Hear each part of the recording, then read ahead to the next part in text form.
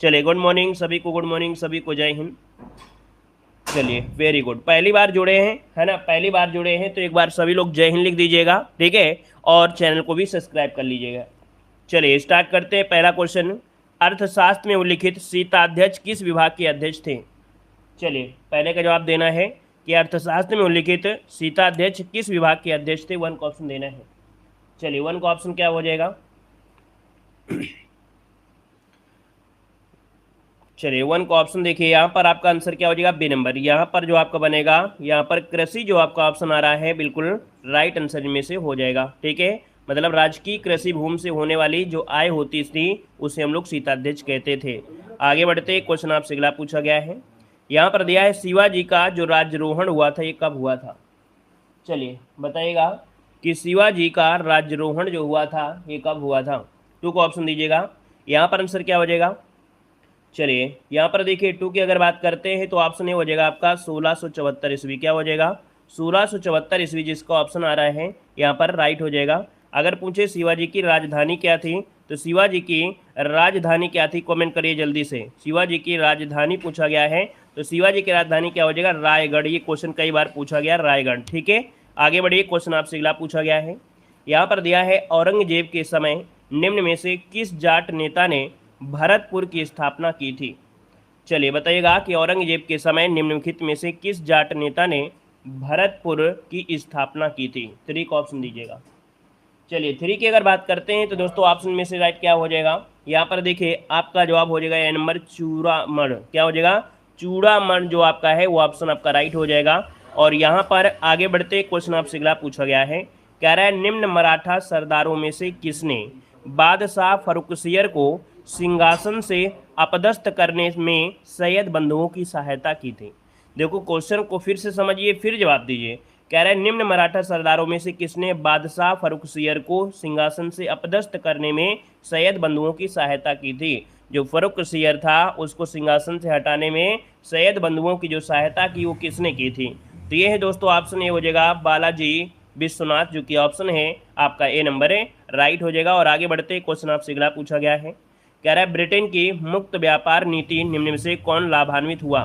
Britain की मुक्त व्यापार नीति से जो लाभ मिला वो किसको मिला था? यहाँ पर 5 नंबर में तो ऑप्शन क्या बनेगा? D number. याद रखिए ब्रिटिश उद्योग को। किसको फायदा मिला? यहाँ पर ब्रिटिश उद्योग को मिला। आगे बढ़िए, क्वेश्चन आपसे अगला पूछा गया है, कह रहा आपसे भारतीय क्रांति की जननी किसे कहते हैं? भारतीय क्रांति की जननी किसे कहा जाता है? क्वेश्चन नंबर 6 जो ऑप्शन है इसका राइट क्या हो जाएगा?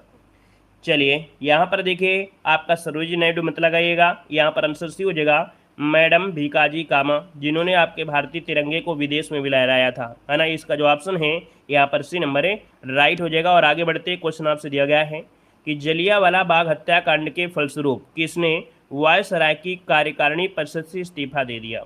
जब आपका जलियांवाला बाग हत्याकांड हुआ उस समय क्या हुआ? यहाँ पर शंकर नारायण जो आपके थे, यहाँ पर आंसर कौन सा हो जाएगा? D number, Shankar Narayan. इन्होंने क्या कर दिया था? अपनी जो कार्यकारिणी परिषद है उसे इस्तीफा दे दिया था। तो ऑप्शन आपका डी नंबर है, राइट हो जाएगा। आगे बढ़ते, क्वेश्चन आपसे अगला पूछा गया है, कह रहा है किस अधिनियम के तहत भारतीयों को बजट पर बहस करने का अधिकार मिला? जो भी बजट पेश होता था, है ना, तो उसमें से क्या हुआ? भारतीयों को भी इसमें बहस करने का अधिकार मिल गया था। ये अधिकार मिला था जो आपका भारतीय परिषद अधिनियम था 1892। तो 1892 के तहत भारतीयों को भी बजट पर क्या होना? बहस करने पर अधिकार मिल चुका था। आगे बढ़िए, क्वेश्चन आपसे अगला पूछा गया है 45। चलिए दिल्ली में एक केंद्रीय न्यायालय की स्थापना का प्रावधान किया था। चलिए दिल्ली में एक केंद्रीय न्यायालय की स्थापना का प्रावधान किया। 9 का ऑप्शन क्या हो जाएगा? तो यहाँ पर ऑप्शन सी हो जाएगा। याद रखिए 1935 के अधिनियम के द्वारा, मतलब कि दिल्ली में जो एक केंद्रीय न्यायालय की स्थापना हुई थी वो आपके दोस्तों याद रखिए प्रावधान 1935 के अधिनियम द्वारा। ऑप्शन आपका सी नंबर है, राइट हो जाएगा। और आगे बढ़ते, क्वेश्चन आपसे अगला पूछा गया है, कह रहा है किस अधिनियम द्वारा प्रांतीय स्वतंत्रता की स्थापना की गई थी? चलिए यहाँ पर जो हमने प्रांतीय, देखो प्रांत लग गया है और प्रांत लग गया है तो ऑप्शन क्या लगाएंगे? यहाँ पर देखिए प्रांतों की बात किया है तो भैया प्रांतों क्या हो जाएगा? चलिए यहाँ पर आंसर क्या हो जाएगा? प्रांतों के दिया है तो आपका हो जाएगा भारतीय शासन अधिनियम 1919, इसका आंसर है, राइट हो जाएगा, ठीक है ना।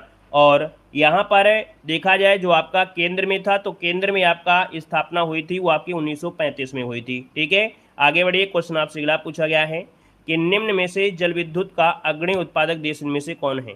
चलिए, जल से विद्युत उत्पादन करने में जो अग्रणी राज्य है इनमें से अग्रणी देश है वो आपका कौन सा है। तो दोस्तों ये आपका है संयुक्त राज्य अमेरिका। ठीक है, संयुक्त राज्य अमेरिका ये आपके जल विद्युत उत्पादन में क्या है, नंबर 1 रहता है, अग्रणी रहता है। ऑप्शन बने आपका ए नंबर। आगे बढ़िए। क्वेश्चन आपसे दिया गया है, कह रहा है निम्न में से किस देश की स्थानांतरण कृषि को तमराई के नाम से भी जाना जाता है। मतलब जो आपकी स्थानांतरित खेती होती है ना, इसको एक नाम दिया जाता है तमराई खेती। दोस्तों 12 नंबर में तो ये है आपके थाईलैंड। ऑप्शन इसका राइट हो जाएगा, थाईलैंड में स्थानांतरण कृषि को तमराई के नाम से जानते हैं। दोस्तों याद रखिएगा कि स्थानांतरित कृषि जो आपकी अपने भारत में होती है वो पूर्वोत्तर भारत में होती है। काटो जलाओ, है ना, ये इसका आपका नाम होता है। और आगे बढ़िए। क्वेश्चन आपसे अगला पूछा गया है कि अरेबिका और रोबस्टा निम्नलिखित में से किसकी किस्में हैं।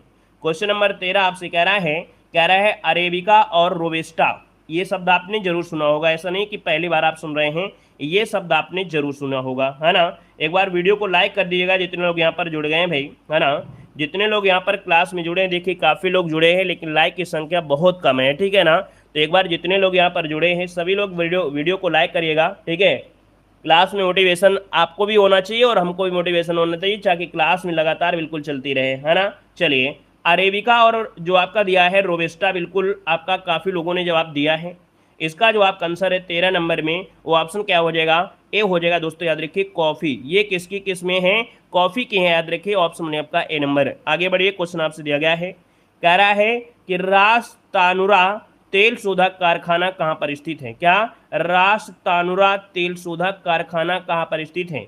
दोस्तों 14 नंबर का जो ऑप्शन है वो आपका ये हो जाएगा, सऊदी अरब के पूर्वी तट के किनारे। क्या, सऊदी अरब के पूर्वी तट के जो आपका किनारे हैं, यहाँ पर जो आपका आंसर है वो आपका बनेगा ए नंबर, ए राइट हो जाएगा। आगे बढ़िए। क्वेश्चन आपसे अगला पूछा गया है, कह रहा है मैनचेस्टर निम्नलिखित में से किस उद्योग के लिए विख्यात है। चलिए बताइएगा कि जो मैनचेस्टर है वो किस उद्योग के लिए विख्यात है। यहाँ पर आंसर है आपका राइट क्या हो जाएगा, वेरी गुड। देखिए मैनचेस्टर शब्द अगर लग जाता है ना, मैनचेस्टर अगर शब्द लग जाता है तो इस पॉइंट को जरूर याद रखिएगा कि ये शब्द कहीं ना कहीं आपका जुड़ा है किससे, तो आपके सूती वस्त्र उद्योग से जुड़ा है। ऑप्शन बनेगा यहाँ पर ए नंबर है, इसका राइट हो जाएगा, सूती वस्त्र हो जाएगा। ठीक है, आगे बढ़िए। क्वेश्चन आपसे अगला पूछा गया है, यहाँ पर दिया गया है कि कृषि उत्पादों के सहकारी विपणन को बढ़ावा देने हेतु राष्ट्रीय स्तर पर नेफेड की स्थापना किस वर्ष हुई थी। हमने इसके पहले वाली भी क्लास में आपको बताया था नेफेड के बारे में, क्योंकि एक बार ये जो 2021 का पेपर हुआ था वहाँ पर नेफेड से पूरा क्वेश्चन आपका पूछा भी गया था। ठीक है ना, तो दोस्तों यहाँ पर जो आपका आंसर बनेगा राइट क्या हो जाएगा, 16 नंबर में। 16 का ऑप्शन सी हो जाएगा, याद रखिएगा 1958 कब हुई थी, 1958 इसका आंसर है, राइट हो जाएगा। और आगे बढ़िए। क्वेश्चन आपसे अगला पूछा गया है, कह रहा है निम्न जोड़ों में से कौन सुमेलित नहीं है, कौन सुमेलित नहीं है, यहाँ पर ऑप्शन दीजिएगा। चलिए भाई यहाँ पर आंसर देना है। और यहाँ पर अगर बात किया जाए 17 नंबर में, तो पहला पॉइंट देखो आपसे कह रहा है कि विटिकल्चर अंगूर की खेती होती है, पिसीकल्चर में मत्स्य पालन होता है, एपीकल्चर मधुमक्खी पालन है, सेरीकल्चर दिया है सब्जी उत्पादन से। तो भाई ये बताइएगा कि सब्जी उत्पादन का क्या सेरीकल्चर होगा, क्या नहीं होगा ना। सेरीकल्चर होता है रेशम कीट पालन से होता है, किससे, रेशम कीट पालन से। और सब्जी उत्पादन होता है आपके ओलेरी कल्चर से, किससे होता है, ओलेरी कल्चर से होता है, याद रखिए ओलेरी कल्चर से। इस कारण से ऑप्शन जो डी वाला है वो आपका सुमेलित नहीं था। क्लियर हुआ। ठीक है, आगे बढ़िए। क्वेश्चन आपसे दिया गया है, कह रहा है द्वितीय पंचवर्षीय योजना निम्नलिखित में से किस मॉडल पर आपके आधारित थी। चलिए बताना है कि जो द्वितीय पंचवर्षीय योजना थी वो किस मॉडल पर आधारित थी। यहाँ पर आंसर दीजिए, आपका आंसर क्या हो जाएगा। दोस्तों पंचवर्षीय योजना से एक क्वेश्चन आपका जरूर बनता है। यहाँ पर देखिए आपका 18 नंबर में ऑप्शन क्या हो जाएगा, यहाँ पर हो जाए आपका बी नंबर महालनोबिस मॉडल। पूरा नाम होता है पीसी महालनोबिस, है ना। और अगर आपसे पूछे द्वितीय पंचवर्षीय योजना में किस पर फोकस किया गया था, मतलब इस योजना के दौरान कुछ आपके लौह संयंत्र स्थापित किए गए थे, है ना, जैसे कि आपका बोरू भीरू दुबे राज, है ना। याद रखिएगा ये ट्रिक आपको याद रख लेना है, बोरू भीरू भीरू दुबे राज। ठीक है, दुबे राज मतलब यहाँ पर बो से हो जाएगा बोकारो, भी से हो जाएगा भिलाई, दू से हो जाएगा दुर्गापुर और रा से हो जाएगा राउरकेला।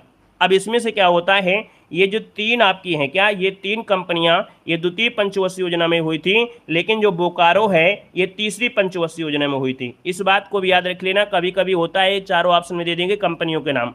अब कहेगा इनमें से बताइए कौन सी पंचवर्षीय योजना द्वितीय पंचवर्षीय योजना में, मतलब कौन सी कंपनी द्वितीय पंचवर्षीय योजना में नहीं स्थापित हुई, तो आप कहेंगे बोकारो।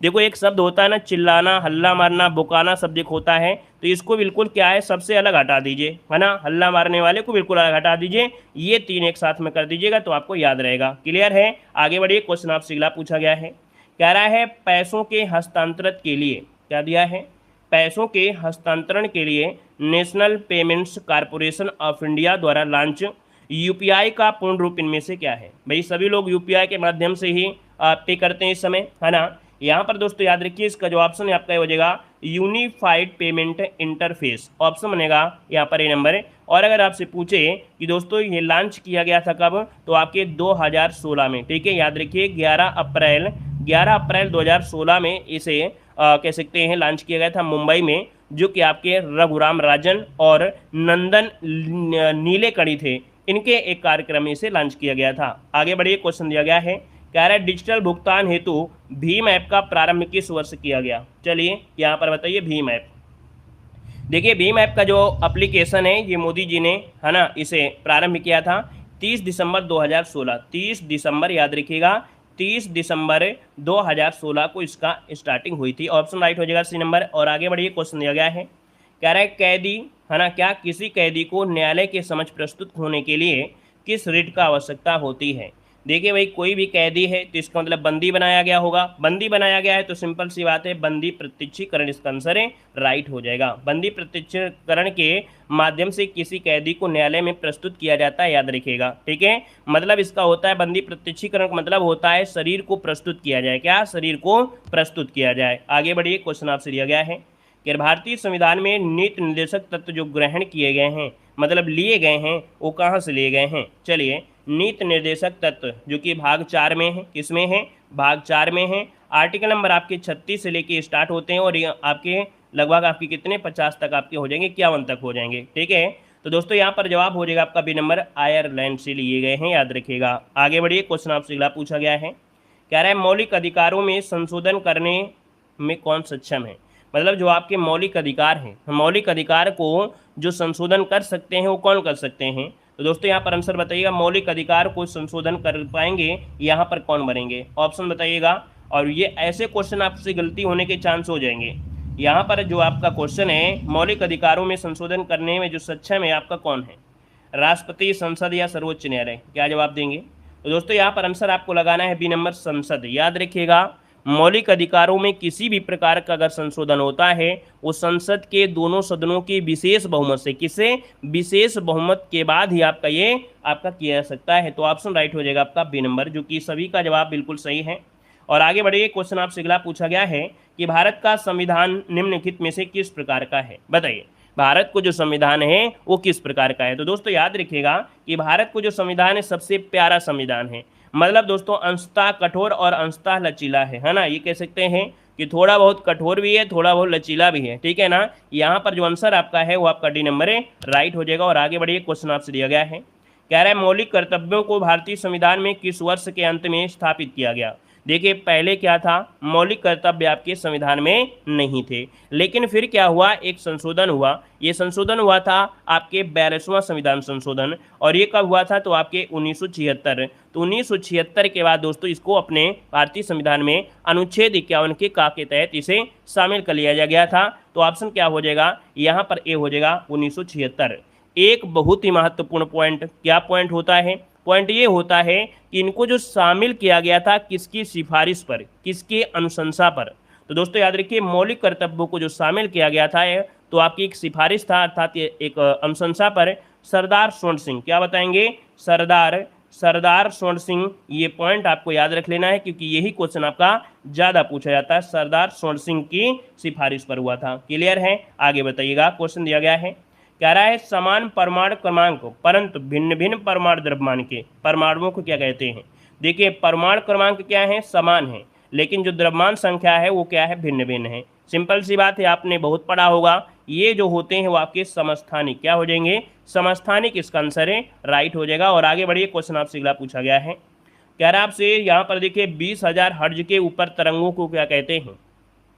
जो तरंगे 20,000 हर्ज से ऊपर होती हैं, तो दोस्तों ये तरंगे होती हैं पराश्रव्य तरंगे, है ना। यहाँ पर ऑप्शन बनेगा आपका डी नंबर, पराश्रव्य तरंगे। अगर मैं आपसे पूछे पराश्रव्य तरंगे क्या हम लोग सुन सकते हैं, तो आप कहेंगे सर पराश्रव्य तरंगे नहीं सुन सकते, लेकिन बहुत ऐसे पक्षी होते हैं, बहुत ऐसे जानवर होते हैं जिसका इसका आभास यहाँ पर कर पाते हैं। तो ऑप्शन क्या हो जाएगा आपका, डी नंबर है राइट हो जाएगा। और आगे बढ़ते हैं, क्वेश्चन आपसे दिया गया है कि फोटोग्राफी में उपयोग होता है। देखिए ये क्वेश्चन आपका बहुत ही बार पूछा गया है, हमेशा पूछा जाता है।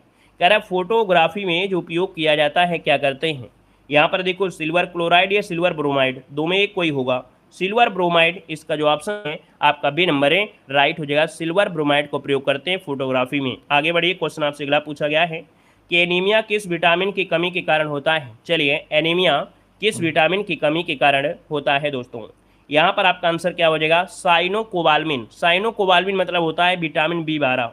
B12 है जो कि ऑप्शन आपका हो जाएगा यहाँ पर आपका सी नंबर है राइट हो जाएगा। ठीक है, अगला बताइएगा। अगला है कि सोयाबीन में प्रोटीन का जो प्रतिशत होता है वो कितना होता है। तो दोस्तों यहाँ पर जो आपका 30 नंबर है वो ऑप्शन बनेगा ए नंबर है। याद रखिए 40% जिसका भी ऑप्शन आया है, यहाँ पर 40% जिसका भी ऑप्शन आया है यहाँ पर राइट हो जाएगा दोस्तों, ए नंबर हो जाएगा। ठीक है, आगे बढ़िए, क्वेश्चन आपसे अगला पूछा गया है, कह रहा है विद्यार्थी में कौन सी संधि है। देखिए दिया गया है विद्यार्थी में संधि आपकी कौन सी है। चलिए, यहाँ पर 31 नंबर जो आपका दिया गया है विद्यार्थी में, तो आप कहेंगे सर यहाँ पर आंसर क्या हो जाएगा, यहाँ पर आंसर आपको हो जाएगा दीर्घ। क्यों, क्योंकि यहाँ पर बीच में कौन सी मात्रा है, बड़ा की मात्रा है। बस ट्रिक से आपको याद रखना है, विद्या धनार्थी अर्थात विद्यार्थी, और जब बीच में क्या हो मात्रा आ जाएगा बड़ा, तो ये हो जाएगा आपका दीर्घ हो जाएगा। क्लियर है, आगे बताइए। क्वेश्चन दिया गया है, कह रहा आपसे यहाँ पर निम्न में से कानन का पर्यायवाची शब्द इनमें से कौन सा है। देखो क्या कह रहा है, कानन, और कानन का पर्यायवाची पूछा गया है, तो आप कहेंगे सर कानन मतलब होता है वन, है ना।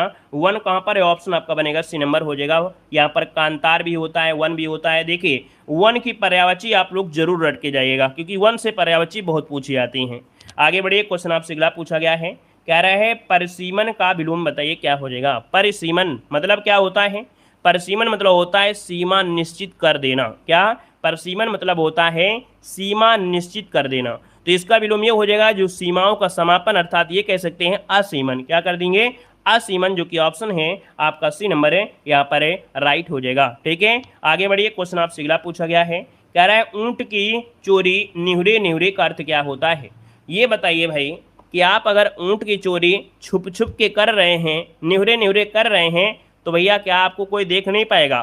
भाई जब ऊंट इतना बड़ा है तो उसको निहुरे निहुरे नहीं चुरा सकते हैं। इसका मतलब ये हुआ कि जो आंसर है आपका वो राइट क्या हो जाएगा, बी नंबर है, बड़े काम छिपकर नहीं किए सकते हैं, है ना। याद रखिए बड़े काम छिपकर नहीं किए सकते हैं, ऑप्शन बनेगा आपका बी नंबर है राइट हो जाएगा, जो कि जवाब सभी का लगभग सही है। और आगे बढ़ते क्वेश्चन आपसे अगला पूछा गया है, निम्न में से आयुष्मान का स्त्रीलिंग क्या है। आयुष्मान का स्त्रीलिंग पूछा गया है, आपका आंसर क्या हो जाएगा। चलिए, आयुष्मान दिया गया है। देखिए आयुष्मान का स्त्रीलिंग होता है आयुष्मती। क्या होता है, आयुष्मती। और आयुष्मती जो लिखा है सही कौन सा लिखा है, यहाँ पर आयुष्मती जो लिखा है पहला वाला ऑप्शन राइट लिखा है, जो कि जवाब सभी का सही है। और आगे बढ़िए, क्वेश्चन दिया गया है, कह रहा है उत्तर प्रदेश जनसंख्या नीति 2021-30 में बाल लिंगानुपात जो कि 0 से 6 वर्ष 899 से बढ़कर 2030 तक कितना करने का लक्ष्य निर्धारित किया गया है। दोस्तों याद रखिएगा यहाँ पर जो आपका पॉइंट बनेगा इनमें से क्या हो जाएगा। चलिए यहाँ पर जवाब दीजिए, यहाँ पर जो आपका आंसर है इनमें से राइट क्या हो सकता है, नोट करिएगा सभी लोग। चलिए, जनसंख्या नीति है और यहाँ पर अगर बात किया जाए दोस्तों तो याद रख लीजिएगा, यहाँ पर आंसर आपका हो जाएगा 919। कितना हो जाएगा, 919 करने का लक्ष्य रखा गया है, याद रखिएगा 2030 तक। ठीक है, कितने से 899 से बढ़ाकर 919 करने का लक्ष्य रखा गया है। आगे बढ़िए, क्वेश्चन आपसे अगला पूछा गया है, निम्न में से भारत के किस पड़ोसी देश ने चीन के सहयोग से हम्बन टोटा बंदरगाह का विकास किया जा रहा है। तो दोस्तों यहाँ पर आंसर क्या हो जाएगा, इसका जवाब देना है। यहाँ पर आंसर इसका जो बनेगा राइट इनमें से क्या हो जाएगा। चलिए भाई 46 नंबर जवाब दीजिए, फटाफट जवाब देते रहिए। यहाँ पर देखिए आपका 46 नंबर का जो ऑप्शन है वो आपका सी हो जाएगा आपका श्रीलंका। मतलब दोस्तों यहाँ पर याद रखिएगा कि जो चीन के सहयोग से ये आपका बंदरगाह है हम्बनटोटा, ये बंदरगाह विकास श्रीलंका के सहयोग से किया जा रहा है। ऑप्शन आपका सी नंबर है राइट हो जाएगा। नेक्स्ट क्वेश्चन को आते हैं। क्वेश्चन आपसे दिया गया है, निम्न में से सूडान की राजधानी कह रहा है, बताइए। कह रहा है सूडान की जो राजधानी है इनमें से कौन है सूडान की राजधानी। सूडान की राजधानी नोट कर लीजिएगा खार्तूम। क्या है खार्तूम, जो कि ऑप्शन आपका हो जाएगा ये नंबर। हमने आपको हमेशा बताया है कि जो राजधानी वाली क्लास होती है, अर्थात जब हम आपको राजधानी पढ़ा रहे होते हैं तो एक क्वेश्चन के जो चारों बताते हैं उनको एक साथ नोट करिए गई। देखिए आपका खार्तूम हो गया सूडान के। अगर आपसे पूछे तंजानिया की क्या है, तो आपकी तंजानिया की है डोडोमा है। क्या है तंजानिया, तंजानिया की क्या है तो आपकी डोडोमा है। यहाँ पर डोडोमा हो गया, ठीक है। यहाँ पर दोस्तों आपकी जो दिया है मोगादिशु, ये है आपके सोमालिया की। किसकी है आपके सोमालिया की है, सोमालिया की हो जाएगा क्या, यहाँ पर हो जाएगा आपका मोगादिशु हो जाएगा। कंपाला किसकी है ये बहुत पूछा गया भाई, कंपाला आप लोग बताइएगा। युगांडा की राजधानी कंपाला, याद रखिए युगांडा की राजधानी जो आपकी है, युगांडा की राजधानी है क्या कंपाला है। तो याद रखिएगा खार्तूम भी याद रखिएगा, यहाँ पर कंपाला भी और आपकी डोडोमा भी, ये तीनों पूछी गई हैं। आगे बढ़िए क्वेश्चन दिया गया है, कह रहा है किस वर्ष बिहार से पृथक कर झारखंड राज्य का गठन किया गया और भारतीय संघ के 28वें राज्य के रूप में किया गया था। चलिए बताइएगा बिहार से भैया किसको अलग किया गया था, झारखंड को। ये भी याद रखिएगा कि बिहार से किसे, झारखंड को अलग किया गया था। ये कब किया गया था दोस्तों 48 नंबर में। देखिए आपका जो आंसर है आपका बी नंबर हो जाएगा दोस्तों, ये 15 नवंबर सन 2000 में, ठीक है 15 नवंबर सन 2000 इसका आंसर राइट हो जाएगा। और ये 28वें राज्य के रूप में किया गया था, ठीक है। आगे बढ़िए क्वेश्चन आपसे अगला पूछा गया है, कह रहे नए परिसीमन के बाद लोकसभा में अनुसूचित जातियों के लिए कितने स्थान आरक्षित है। यहाँ पर देखिए आपका 49 नंबर की अगर बात करते हैं तो ऑप्शन क्या हो जाएगा, यहाँ पर ऑप्शन सी हो जाएगा दोस्तों, याद रखिए 84। क्या हो जाएगा कि जब नए परिसीमन बना तो लोकसभा में जो अनुसूचित जाति हैं उनके लिए 84 स्थान आरक्षित किए गए थे। तो यहाँ पर आंसर आपका हो जाएगा सी नंबर है राइट हो जाएगा। नेक्स्ट क्वेश्चन बताना है। क्वेश्चन दिया गया है, ओजोन परत संरक्षण दिवस कब मनाया जाता है। ओजोन परत संरक्षण दिवस कब मनाया जाता है। यहाँ से देखो ढेरे क्वेश्चन बनते हैं। सबसे पहली बात इसका जो आंसर हो जाएगा वो बी हो जाएगा, 16 सितंबर को मनाते हैं। याद रखिएगा हमने आपको बताया है पृथ्वी की जो आपकी परतें हैं कितनी, आपकी 5 परतें जो वायुमंडल में आपकी, वो आप वायुमंडल की, पृथ्वी की नहीं, क्योंकि पृथ्वी की तो 3 परतें हैं, वायुमंडल भी आपकी 3 परतें होती हैं। 3 परतों में दोस्तों काफ़ी क्वेश्चन बनते हैं कि नीचे वाला आपका मंडल होता है ये कौन सा होता है, क्षोभ मंडल। और क्षोभ मंडल में जितनी भी मौसम क्रियाएं होती हैं, ग्लोबल वार्मिंग वाली जो होती हैं वो आपकी क्षोभ मंडल में होती हैं। लेकिन ये जो आपका दिया है बीच वाला समताप मंडल है, और समताप मंडल में दोस्तों याद रखिएगा समताप मंडल में ही एक परत पाई जाती है आपकी ओजोन परत। और ओजोन परत को मापने वाली इकाई क्या होती है, ओजोन परत को मापने की इकाई होती है डॉप्सन। क्या होती है, डॉप्सन होती है। क्वेश्चन कई बार पूछा गया है, ठीक है। दूसरा पॉइंट अगर आपसे क्वेश्चन आपसे पूछ ले कि ये बताइएगा ओजोन परत की जो मोटाई होती है वो सर्दियों में बढ़ती है गर्मियों में। चलिए ओजोन परत की जो मोटाई होती है वो गर्मी में बढ़ती है या सर्दी में बढ़ती है, बताइएगा कमेंट करिएगा कि ओजोन परत की जो मोटाई होती है वो गर्मियों में ज़्यादा बढ़ती है सर्दियों में बढ़ती है, कमेंट करें जल्दी से। चलिए गर्मी में बढ़ती है दोस्तों, याद रखिए गर्मी में, सर्दी मत लगाइएगा क्योंकि ये क्वेश्चन आप लोगों से क्या है कभी ना कभी पूछा जा सकता है।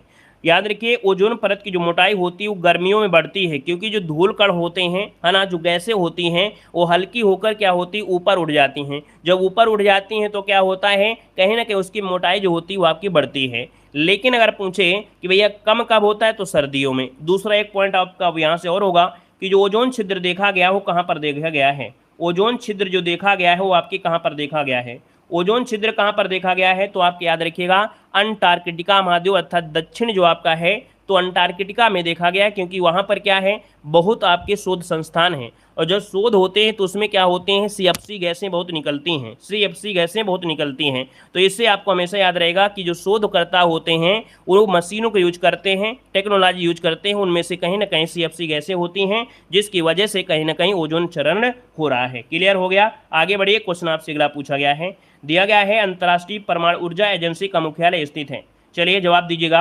अंतर्राष्ट्रीय परमाणु ऊर्जा एजेंसी का मुख्यालय ये कहाँ पर स्थित है। इसका आंसर क्या हो जाएगा तो ये है आपके वियना। वियना कहाँ पर है, ऑप्शन ए नंबर इसका राइट हो जाएगा, वियना हो जाएगा। आगे बढ़िए क्वेश्चन आपसे अगला पूछा गया है, कह रहा है शेर शाह का मकबरा कहाँ पर स्थित है। हमेशा क्वेश्चन मिलता है शेर शाह का मकबरा। दोस्तों शेर शाह का मकबरा है आपके सासाराम। और सासाराम कहाँ पर है, तो आपके बिहार में है। कहाँ पर है, बिहार में है, बिहार में है। दोस्तों जो सासाराम में मकबरा है आपका शेरशाह का, ये क्या है, भारतीय वास्तुकला और कह सकते हैं ये जहाँ से आया था, अर्थात ईरान का भी था, फारस का था, तो वहाँ का ये कंबाइंड आपका है। ठीक है, ये अष्टकोणीय पद्धति में बना हुआ क्या है, मकबरा है। याद रखिए अष्टकोणीय पद्धति में बना हुआ मकबरा है। नेक्स्ट क्वेश्चन दिया गया है कि बास्केटबॉल में खिलाड़ियों की संख्या कितनी होती है। चलिए भाई बताइए, बास्केटबॉल में खिलाड़ी की संख्या, बास्केटबॉल याद रखिए, बास्केटबॉल यहाँ पर क्या हो जाएगा आपका, डी नंबर 5 होती है। वहीं पर अगर पूछे कि आपके वॉलीबॉल में कितने होते हैं, तो वॉलीबॉल में कितने होते हैं, आपके 6 होते हैं। याद रखिएगा वॉलीबॉल अगर पूछ लेता है, क्योंकि यहाँ से क्वेश्चन गड़बड़ी कर देते हैं लोग। याद रखिए बास्केटबॉल है तो आपके 5 और वॉलीबॉल है तो आपको बताएंगे 6 बताएंगे। वहीं पर अगर पूछे बेसबॉल, तो दोस्तों बेसबॉल में कितने होते हैं, बेसबॉल में 9 होते हैं, जो कि अमेरिका का आपका खेल है, बेसबॉल है। ठीक है ना, क्लियर है। चलिए यहाँ पर आगे बढ़िए, क्वेश्चन आपसे अगला पूछा गया है, कह रहा है the living mountain a fable for our times के लेखक इनमें से कौन है। यहाँ पर आंसर आपका राइट हो जाएगा, बी नंबर है। याद रखिए अमिताभ घोष हैं, इस पुस्तक के जो लेखक हैं वो आपके अमिताभ घोष हैं। और आगे बढ़िए, क्वेश्चन आपसे दिया गया है, निम्न में से किसमें ओजोन की सर्वाधिक सांद्रता रहती है। देखिए अभी हमने यहाँ पर जिक्र किया था इसी क्वेश्चन के बारे में, काफ़ी अच्छी तरीके से बताया था। अब आप बताइएगा यहाँ पर जो आंसर बनेगा इनमें से क्या हो जाएगा। चलिए, ओजोन की जो सांद्रता रहती है वो किस परत में रहती है, किस मंडल में, तो आप कहेंगे सर समताप मंडल में। किस में, आपके समताप मंडल में रहती है। दोस्तों याद रखिए ये परत हमारे जीवन के लिए बहुत ही महत्वपूर्ण है। याद रखिए ये जो परत होती है ये सूर्य से आने वाली जो पराबैंगनी किरणें होती हैं उसको रोकने में ये आपकी सहायता करती है। दोस्तों याद रखिएगा, ठीक है ना। याद रखिएगा वायुमंडल में एक ऐसी भी जगह होती है मध्यमंडल में जहां पर आपका बर्फ रहती है। दोस्तों याद रखिए, मतलब देखा जाए तो 0 डिग्री सेंटीग्रेड का भी टेम्परेचर होता है। कहां पर है, तो आपके जो मध्यमंडल होता है, मध्यमंडल में 0 डिग्री सेंटीग्रेड का भी टेम्परेचर होता है। याद रखिए। आपसे अगला पूछा गया और आपसे दिया गया है कि संसद सदस्य स्थानीय क्षेत्र विकास योजना के प्रशासन के लिए कौन सा ऐप लॉन्च किया है। संसद सदस्य स्थानीय क्षेत्र विकास योजना के प्रशासन के लिए कौन सा ऐप लॉन्च किया है। तो दोस्तों इस ऐप का नाम है ई साक्षी ऐप। क्या नाम है, ई साक्षी ऐप नाम है, जो कि ऑप्शन बनेगा आपका ए नंबर है। और अगले क्वेश्चन कराते हैं। क्वेश्चन आपसे दिया गया है कि कोचिंग संस्थानों के लिए गाइडलाइन किसने जारी किया है।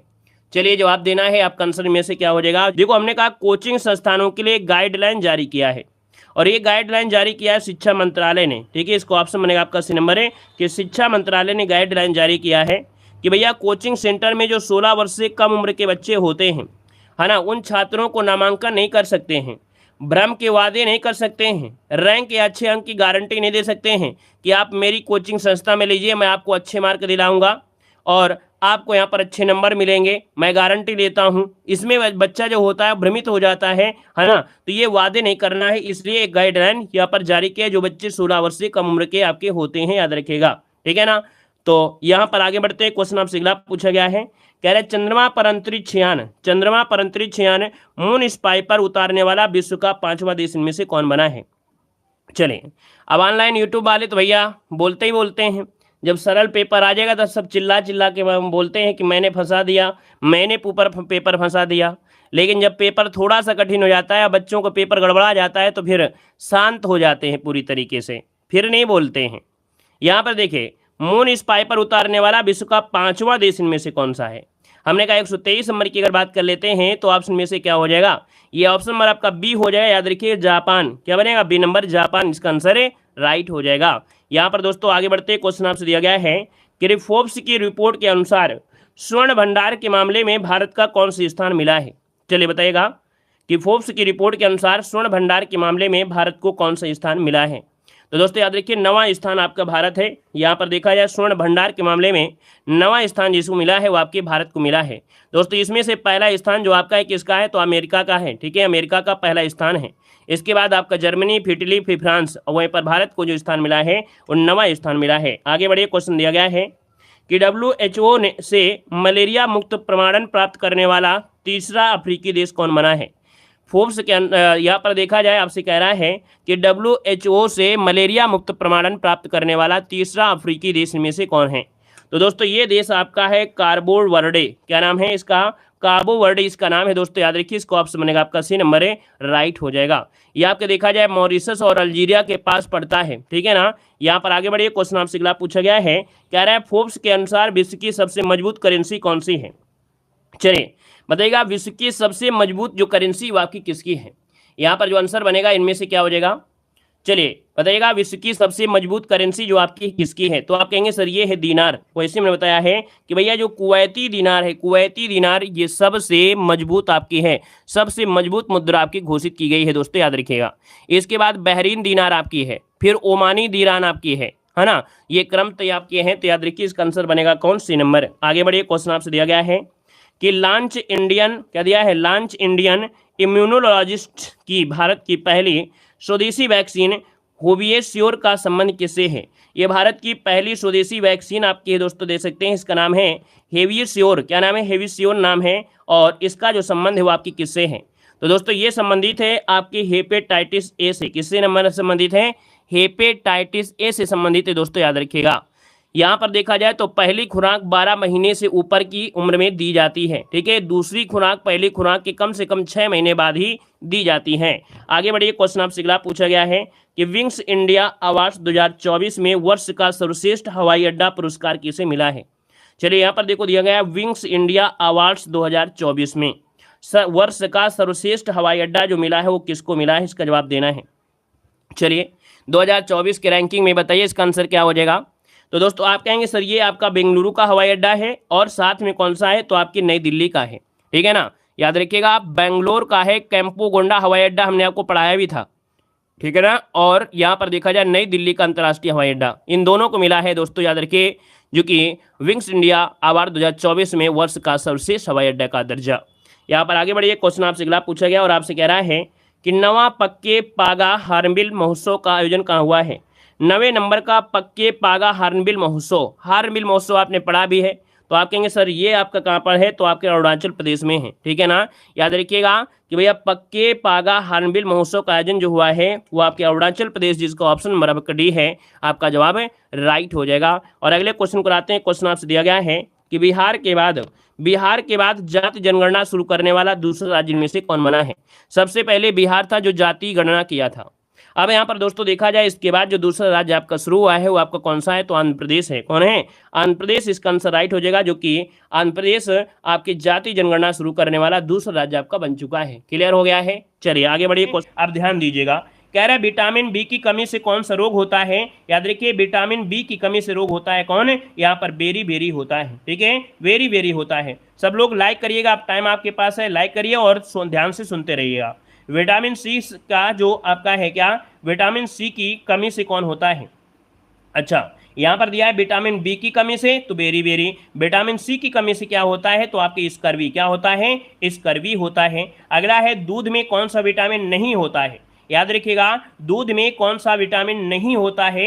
याद रखिएगा आपका विटामिन सी दूध में नहीं होता है, इस बात को याद रखिएगा, ठीक है। विटामिन सी दूध में नहीं पाया जाता है। दूसरा बात कि खाना पकाते समय क्वेश्चन बनेगा, खाना पकाते समय कौन सा विटामिन नष्ट हो जाता है। तो खाना पकाते समय विटामिन सी नष्ट हो जाता है, याद रखिएगा। अगला है विटामिन डी की कमी से कौन सा रोग हो जाता है। विटामिन डी की कमी से रोग होता है क्या, यहाँ पर रिकेट्स होता है। और जो छोटे बच्चे होते हैं तो छोटे बच्चों क्या होता है, सूखा रोग हो जाता है। हाथ पैर लकड़ी पेट दमकड़ी, मतलब क्या, हाथ पैर बिल्कुल सूखे सूखे होते हैं, है ना। और जो भैया पेट होता है वो बहुत बड़ा हो जाता है, ये होता है सूखा रोग, बच्चों में होता है। अगला क्वेश्चन आपसे दिया गया है, कह रहा है किस विटामिन की कमी से खून का कह रहा है किस विटामिन कमी से खून का जो थक्का नहीं जमता है। दोस्तों याद रखिएगा ये विटामिन के होता है, जो कि बहुत बार क्वेश्चन पूछा गया है।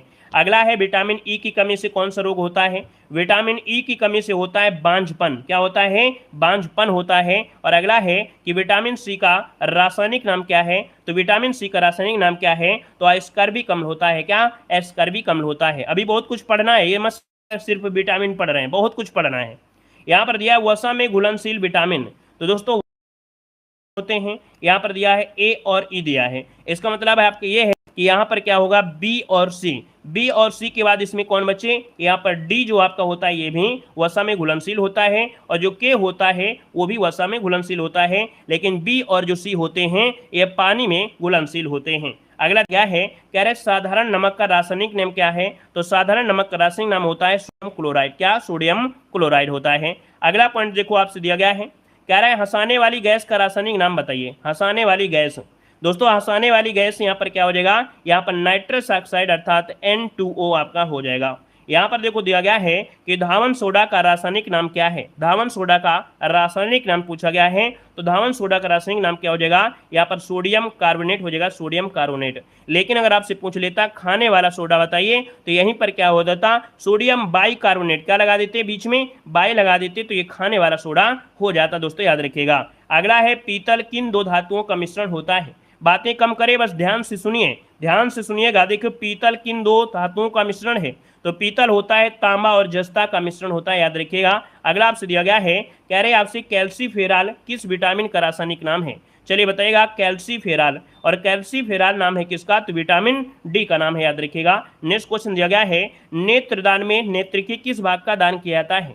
दोस्तों नेत्रदान में दान जो किया जाता है वो किया जाता है कॉर्निया का। किसे किया जाता है, कॉर्निया का। ऐसा नहीं कि पूरी आंख निकाल के लो दान में दे दो कि आपकी आंख में गड्ढा भी हो जाए, नहीं, याद रखिए कार्निया का ही सिर्फ दान दिया जाता है। अगला दिया है कि किस विटामिन में कोबाल्ट पाया जाता है। किस विटामिन में कोबाल्ट पाया जाता है, तो विटामिन B12 जो होता है इसमें कोबाल्ट पाया जाता है। अगला क्वेश्चन आपसे अगला पूछा गया है कि कोशिका का पावर हाउस किसे कहते हैं। यहाँ पर बताइए क्या हो जाएगा, कह रहा है कोशिका का पावर हाउस दोस्तों ये होता है माइट्रोकांडिया। क्या, माइट्रोकांडिया हो जाएगा। और अगला पूछा गया है कि लाल रक्त कणिकाओं का निर्माण हमारे शरीर के किस भाग में होता है। देखिए लाल रक्त कणिकाएं होते हैं और हमारे शरीर में इसका जो निर्माण होता है वो आपके अस्थि मज्जा में होता है ना, बोन मैरो में होता है। और अगला पॉइंट दिया गया है कि राष्ट्रीय विज्ञान दिवस कब मनाया जाता है। बताइएगा राष्ट्रीय विज्ञान दिवस कब मनाते हैं। राष्ट्रीय विज्ञान क्या हो जाएगा, चलिए बताइए इसका क्या हो जाएगा। यहाँ पर देखिए राष्ट्रीय विज्ञान दिवस 28 फरवरी को मनाया जाता है। कई बार क्वेश्चन पूछा गया है। ब्लड प्रेशर मापने के लिए किस यंत्र का प्रयोग करते हैं। दोस्तों ब्लड प्रेशर मापने के लिए यहाँ पर होता है स्फैग्नोमैनोमीटर। क्या होता है, स्फैग्नोमैनोमीटर होता है। अगला दिया गया है कि कंप्यूटर की परमानेंट मेमोरी क्या कहलाती है, तो दोस्तों ये होती है आपकी रोम, है ना, रीड ओनली मेमोरी होती है।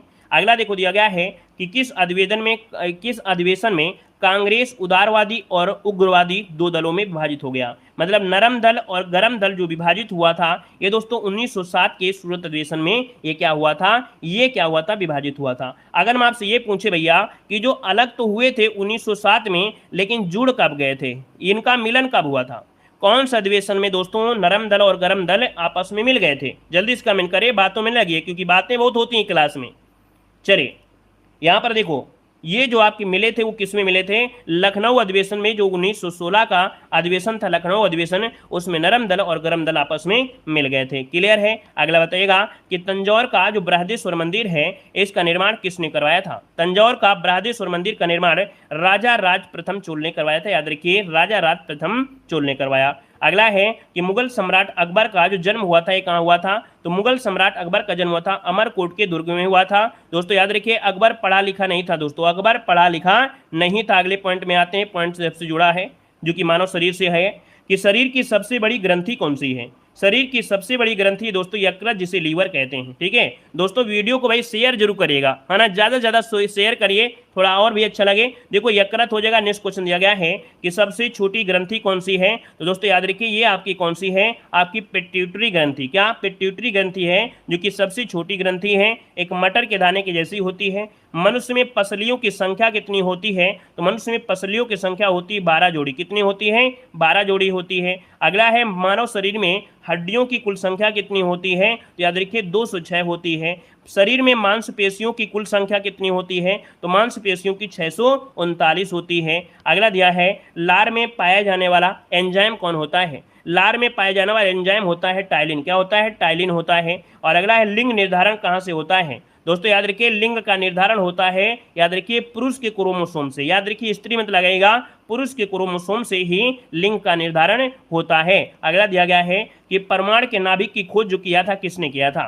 परमाणु के नाभिक की जो खोज किया था वो किसने किया था। यहाँ पर क्या हो जाएगा, तो आप कहेंगे रदरफोर्ड। क्या हो जाएगा, रदरफोर्ड ने किया था। अगर पूछे कि गति का जो नियम दिया था वो किसने दिया था, तो आपके न्यूटन ने दिया था। किसने दिया था, न्यूटन ने दिया था। नेक्स्ट क्वेश्चन दिया गया है केंद्रीय चावल अनुसंधान कहाँ पर है। केंद्रीय चावल अनुसंधान कहाँ पर है, तो दोस्तों ये है आपके कटक में है। क्या है, कटक में है। ध्यान लगाइए क्वेश्चन हम आपको दे रहे हैं कमेंट के लिए। केंद्रीय चावल दिया है ना, केंद्रीय क्षेत्रीय, अगर आपसे बोल देता है क्षेत्रीय, क्षेत्रीय चावल अनुसंधान, क्षेत्रीय चावल अनुसंधान, तो आप बताते वाराणसी। क्या? वाराणसी आप बताते क्षेत्रीय अनुसंधान वाराणसी। आगे बताइएगा कि लाइकेन की खोज किस वैज्ञानिक ने की थी? लाइकेन की जो खोज किया था वो आपके किसने? तो आपके तुलासने ने किया था लाइकेन की खोज। अगला दिया गया है कि जीवाश्म की आयु का निर्धारण किसके द्वारा होता है?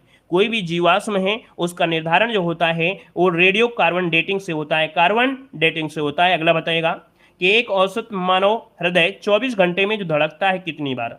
तो दोस्तों याद रखिए 24 घंटे में इतनी बार धड़कता है, याद रखिएगा, ठीक है ना। एवरेज आप जानते हैं 1 मिनट में 72, तो गुणा आप लोग कर सकते हैं। अगला है न्यूट्रॉन किस प्रकार का कण है? दोस्तों न्यूट्रॉन, न्यूट्रॉन मतलब इसमें कोई भी प्रकार का आवेश नहीं होता है, याद रखिए ये आवेश रहित होता है। अगला आपसे दिया गया है विश्व के प्रमुख देश और उनकी मुद्राएं। देखिए भारत की मुद्रा क्या है? आप जानते हैं रुपया है। क्या? भारत की जो आपकी मुद्रा है वो आपकी रुपया है। बांग्लादेश की क्या है? तो बांग्लादेश की टका है। यहाँ पर देखो दिया है भूटान की मुद्रा क्या है? तो भाई भूटान की क्या है? न्यूट्रम। क्या हो जाएगा? न्यूट्रम हो जाएगा, न्यूट्रम कर लीजिएगा, न्यूट्रम। नेपाल की मुद्रा क्या है? तो रुपया हो जाएगा। यहाँ पर म्यांमार की मुद्रा क्या है? तो म्यांमार की क्या हो जाएगी? क्यात हो जाएगा। क्या हो जाएगा? क्यात हो जाएगा। अफगानिस्तान की क्या है? अफगानी रुपया हो जाएगा, ठीक है। अगला आपसे दिया गया है चीन की मुद्रा, और चीन की मुद्रा क्या है? तो चीन की मुद्रा है युआन। क्या है? युआन हो जाएगा। श्रीलंका की मुद्रा क्या है? तो आपकी रुपया हो जाएगा। और अगला देखो दिया गया है ईरान की मुद्रा। ईरान की मुद्रा पूछे तो रियाल। क्या? रियाल। इराक की पूछे दिनार। दोनों में देखिए ईरान है तो रियाल है, और इराक है तो भैया क्या है? यहां पर दिनार हो जाएगा। याद रखिए इराक में दिनार होता है। इंडोनेशिया की मुद्रा क्या है? तो यहाँ का भी क्या है? रुपया। देखो आपने भारत में पढ़ा रुपया, क्या? रुपया, लेकिन इंडोनेशिया में क्या है? रुपया है। पी में जो मात्रा है वो छोटी की मात्रा, इंडोनेशिया में पी में छोटी की मात्रा लगेगी, ये थोड़ी सी बारीकी होती, याद रखेगा, ठीक है। बहरीन की मुद्रा क्या है? तो बहरीन की मुद्रा क्या है? दिनार है। मंगोलिया की मुद्रा क्या है? तो आपकी तुगरिक है। और अगला है मालदीव। मालदीव की मुद्रा क्या है? तो यहाँ पर रुपया हो जाएगा। लेबनान की मुद्रा क्या है? तो ये यूरोपीय कंट्री में आपका पाउंड भी है। यहाँ पर लाओस की पूछा गया है, तो लाओस की क्या है? तो आपका न्यूकी लाओ हो जाएगा।